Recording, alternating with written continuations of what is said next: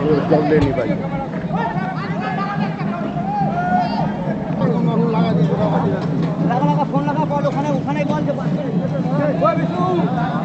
খুব দুর্ভাগ্যজনক রান্ডব। আমরা এটা মানতে পারছি না সাধারণ মানুষ, কিন্তু তার আগেও আদিবাসীদের আমরা যদি বলছি অত্যাচার হচ্ছে, সেটার ব্যাপারে পুলিশ কোনো সক্রিয় ভূমিকা নেয়নি, পুলিশ তাদের গ্রেপ্তার করেনি। তার জন্য আজকে আদিবাসীরা এইভাবে আজকে তাণ্ডব করে গেলেন।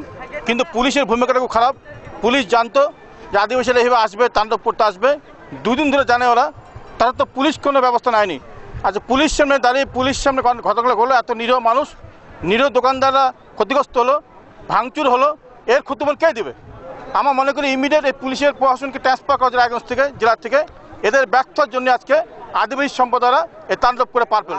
আর ইমিডিয়েট আমাদের জেলা পুলিশ প্রশাসনকে ট্রান্সফার করতে হবে এখান থেকে, না হলে আজকে রন্ধে রন্ধে দুর্নীতি, রন্ধে রন্ধে খুন, আর সাধারণ মানুষের হয়রানি হচ্ছে। আমরা মনে করি, আমরা তাই এই জিনিস ধিক্কার জানাচ্ছি। আমরা কোনোটা সমর্থন করি না আজকে এই জিনিসটা তাণ্ডব আর নিন্দনীয় তাণ্ডব, ধিক্কার জানাচ্ছি এইসব তাণ্ডবকে। পাশাপাশি দুদিন আগে যে কাণ্ড হচ্ছিল, আদিবাসী রমণীকে ধর্ষণ করা হচ্ছিল, তাদের আসামিতে পুলিশ ধরেনি, তাকেও আমরা ধিক্কার জানাচ্ছি।